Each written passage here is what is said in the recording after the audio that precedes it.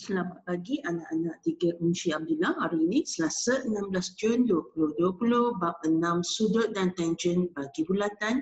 Kita masuk subtopik 6.2 sisi 4 kitaran. Objektif hari ini kita nak mengenal dan memerihalkan sisi 4 kitaran. So kriteria kerajayaan yang kita nak capai adalah yang pertamanya mengenal pasti dan menjustifikasi sisi 4 kitaran yang telah dikenal pasti, dan yang keduanya menyatakan pasangan sudut berpertentangan bagi sisi 4 kitaran. Jadi konsep yang perlu kita ketahui untuk hari ini ialah bagi suatu sisi 4 kitaran, bagi suatu sisi 4 kitaran, dia sebenarnya ialah suatu sisi 4. Yang pertamanya, dia mesti sisi 4. Sisi 4 kitaran, dia mesti sisi 4. Okey. Syarat yang keduanya ialah keadaan keempat-empat bucu mesti terletak pada lilitan bulatan. Jadi ada dua syarat yang utama. Sisi 4 kitaran, yang pertama, dia mesti bersisi 4. Dan yang keduanya, keempat-empat bucu mesti terletak pada lilitan bulatan. Contohnya, bucu P, Q, R, S. Keempat-empat bucu ini terletak pada lilitan bulatan. Okey, seterusnya kita perlu ketahui yang manakah sudut yang bertentangan. Sudut bertentangan. Okey, kita tengok sudut P dia bertentangan dengan sudut R. Okey, sudut S dia bertentangan dengan sudut Q. Kenapa sudut bertentangan ini penting? Okey, sudut bertentangan ini penting untuk dikenal pasti kerana jumlah sudut bertentangan dia akan menghasilkan 180 darjah. Maksudnya, sudut P tambah dengan sudut R, dia akan menjadi 180 darjah.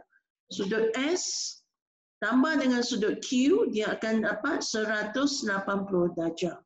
Okay? Jadi, adalah penting untuk kita mengenal pasti yang manakah sudut-sudut yang bertentangan dalam sisi 4 kitaran. Baiklah, sekarang kita lihat bagaimana sisi 4 kitaran ini digambarkan dalam GeoGebra. Okey, kalau kita lihat sudut C, D, B dan E. Okey, C dengan B adalah bertentangan. Cuba tengok sudut 91.9 tambah dengan 88.1, jumlahnya mesti 180 darjah, betul tak? Okay. Dan yang kedua, kita lihat sudut E adalah bertentangan dengan sudut D. Ini 107.9, yang di sini 72.1 darjah. Jadi bila kita tambahkan kedua-duanya menghasilkan 180 darjah. Itu adalah sisi 4 kitaran. Okey, kita dah belajar sisi 4 kitaran. Syarat pertamanya dia mesti bersisi 4. Okey, syarat keduanya kesemua bucu terletak pada lilitan bulatan. Kesemua bucu mesti terletak pada lilitan bulatan. Kalau dia di luar lilitan bulatan ataupun di dalam lilitan bulatan, maka dia bukan lagi sisi 4 kitaran. Okey.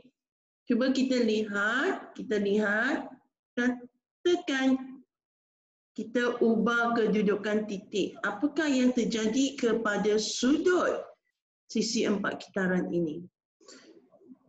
Okey, sekarang kita akan ubah kedudukan D. Katakan saya ubah D. Okey, nampak tak? Bila saya ubah D,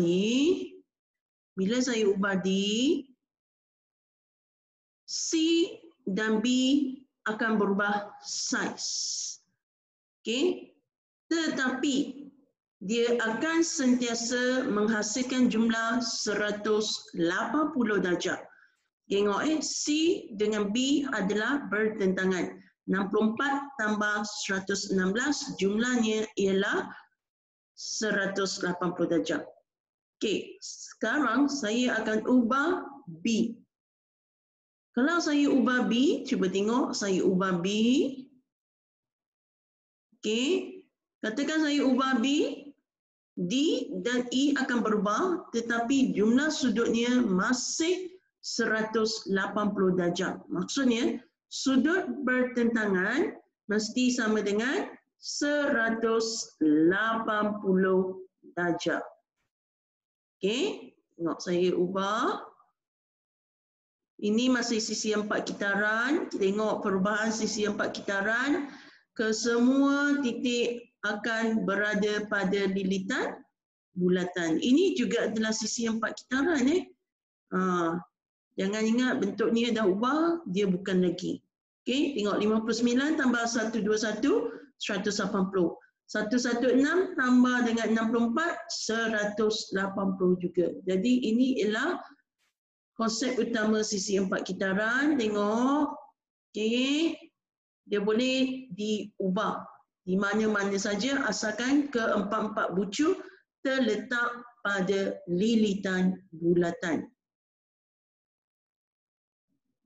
Baiklah, sekarang kita lihat contoh pula. Kita lihat contoh bagi setiap bulatan berikut. Okey, bagi setiap bulatan berikut tentukan sama ada sisi 4 kitaran yang terdapat dalam setiap bulatan di atas adalah sisi 4 kitaran dan jelaskan jawapan anda. Okey, jelaskan jawapan anda. Contoh soalan soalan A1. Kita ada satu bucu D yang terletak di luar lilitan.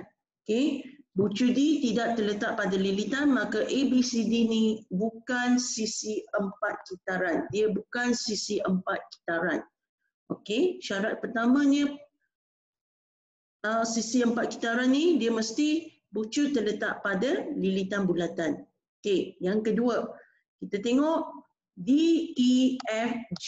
DEFG, okey, keempat-empat bucu terletak pada lilitan. Maka DEFG ialah sisi 4 kitaran. Okey, seterusnya. Okey, seterusnya. Kita tengok 3.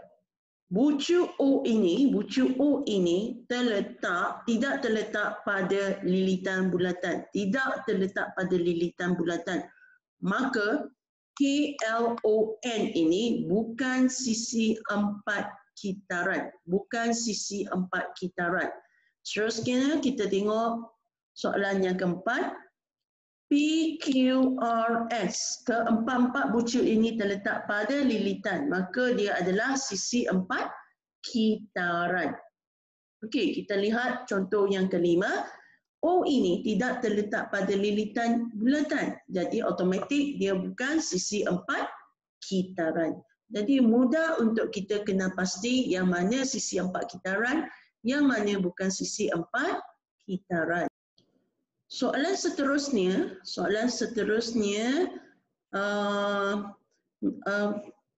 mengkehendaki kita untuk mengenal pasti sudut bertentangan yang wujud dalam sisi 4 kitaran yang telah dikenal pasti. Bagi yang bukan sisi 4 kitaran, D yang terletak di luar, O yang terletak dalam, O yang terletak di dalam, dia tidak ada sudut bertentangan yang perlu dikenal pasti. Okey, jadi kita tak perlu tengok jawapan bagi 1, 3 dan 5 sebab dia bukan sisi 4 kitaran. Jadi kita tengok bagi soalan nombor 2, yang manakah sudut bertentangan? Sudut D ini bertentangan dengan sudut F. Jadi D dan F ini adalah sudut bertentangan, itu pasangan yang pertama. Sudut G ini adalah bertentangan dengan E. Jadi ini adalah pasangan yang kedua. Okey, senang saja. Dia bertentangan. Okey. Bagi S di sini pula, S dia bertentangan dengan Q. Itu pasangan yang pertama, Q dan S. Yang keduanya, kita tengok P pula dia bertentangan dengan R. Okay.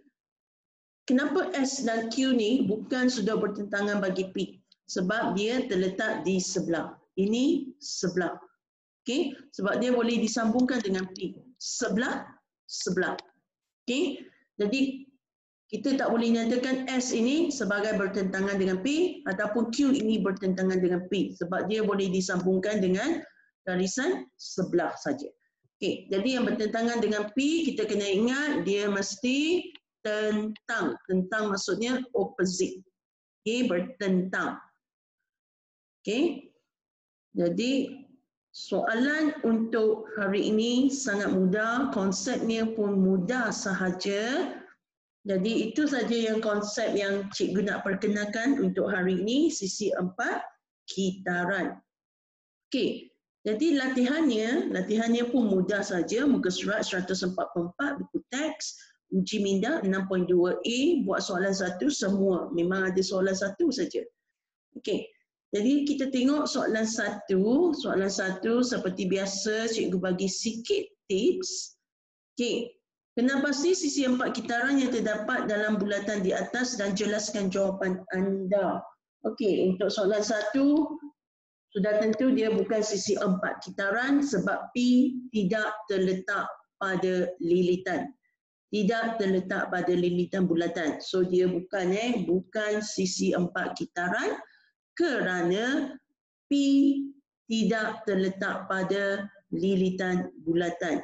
Okey, kalau dia tidak terletak pada lilitan bulatan, soalan B maksudnya tiada. Okey, untuk B dia tiada wujud sudut yang bertentangan. Sebab bagi soalan B sudut bertentangan wujud jika sisi 4 kitaran telah anda kenal pasti. Okey. So, soalan B tulis tiada saja. Okey, seperti mana contoh kita. Okey, untuk soalan nombor 2, sisi 4 kitaran kita, sisi 4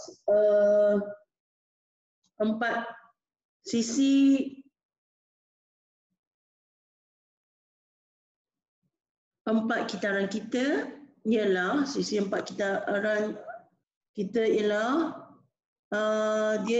jawapannya ialah ya.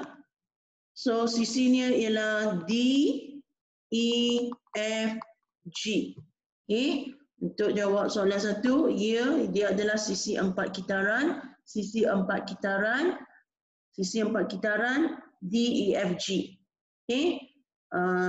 Sisi 4 kitaran ni, sisi 4 kitaran D, E, F, G. Okey, kalau dia sisi 4 kitaran, maka kita boleh jawab B. Okey, sudut yang bertentangan D dengan F. So, sudut D dan sudut F. Ada satu lagi pasangannya, D, E, F. Sudut D, E, F. Dan sudut D, G, F. D, G, F. Ini dengan ini bertentangan. Kenapa bagi pasangan yang kedua, saya tak menulis sudut D, E dan sudut G. Kenapa saya tak tulis begini? Kerana kita kena tengok di kawasan ini telah ada pembagian macam ni. Maksudnya ini dipecah, ini boleh kita kata sudut E. Ini juga kita boleh kata sudut E. Jadi sudut E yang mana satu? Jadi kita kena label dengan baik-baik D, E, F. Seluruh sudut ini D, E, F. Mesti bertentangan dengan seluruh sudut ini. Okay, D, G, F. D, G, F. Kalau saya sekadar nyatakan G ataupun E, adakah G di sini? Adakah G merujuk kepada sudut di sini? Okay, adakah F, E merujuk kepada sudut di sini? Adakah sudut E merujuk kepada sudut ini? So, kita tak boleh sekadar menyatakan E dan G dalam keadaan macam ni. Kalau di sini tak ada masalah. Kalau D dengan F tak ada masalah. Sebab hanya satu saja sudut di situ. Hanya satu saja sudut di situ. Okey, nampak tak? Hanya satu sudut. Kalau saya kata D, memang sudut ni saja. Kalau saya kata sudut F, ini saja. Okey, tak ada sudut lain selain daripada D dan F yang dinyatakan. Kalau saya kata E, mungkin ini, mungkin di sini, mungkin yang di sini. Jadi saya kena nyatakan dengan jelas yang mana satu. Okey, bagi case D, E dan G macam ni. Okey. Bagi soalan 3 pula, jangan kena tipu oleh soalan,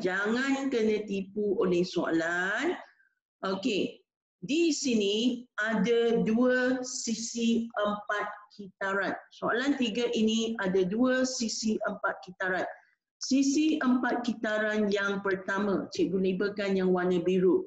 Jadi sisi empat kitaran yang pertama ada sudut P. Ini saya tak boleh kata sudut K. Sebab adakah sudut K di sini? Adakah sudut K di sini? Atau sudut K yang besar ni? Jadi kita kena label dengan selengkapnya. Kita kena labelkan dengan selengkapnya. Di mana sudut K yang sepasang dengan yang bertentangan dengan P. Okey, jadi saya kena nyatakan sudut QPN dan sudut QKN. Okey, itu baru satu pasangan. Lepas tu buat pula untuk Q dan N. Okey, apa lagi? Tolong lengkapkan. Okey. Satu lagi sisi empat kitaran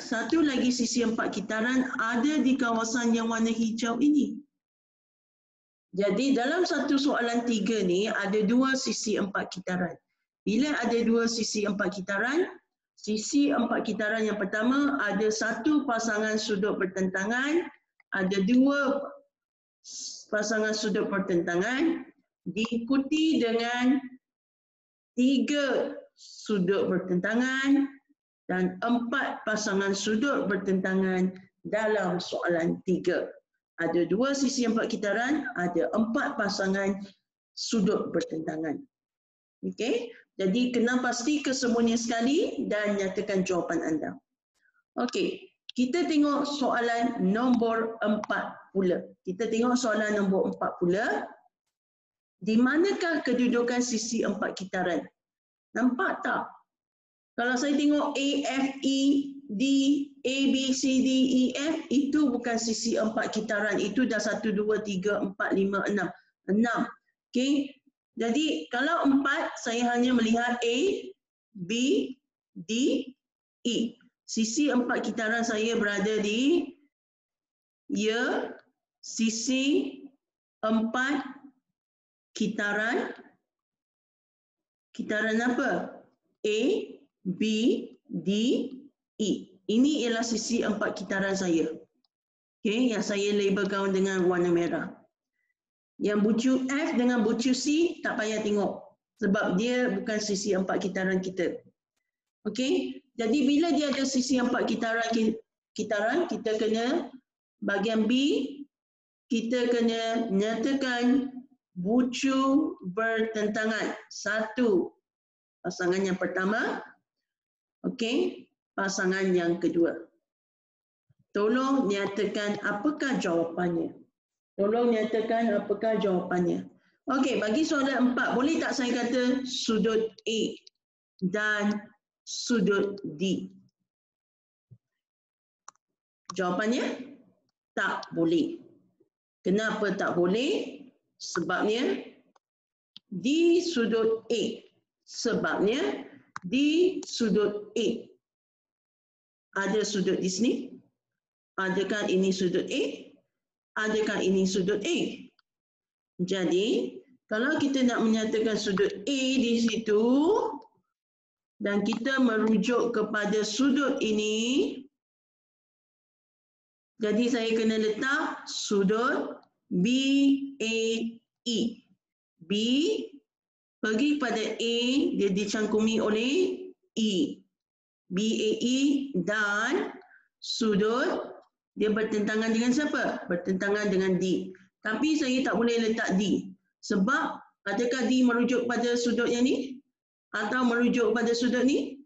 Atau merujuk pada gabungan kat sini? Okay. Jadi D juga ada kemungkinan lain. Jadi saya kena letak D yang saya nak ialah sudut ini saja. Okay. D. Okay. So dia dicangkumi oleh B, D, E. Ini baru pasangan pertama. Apa lagi jawapannya?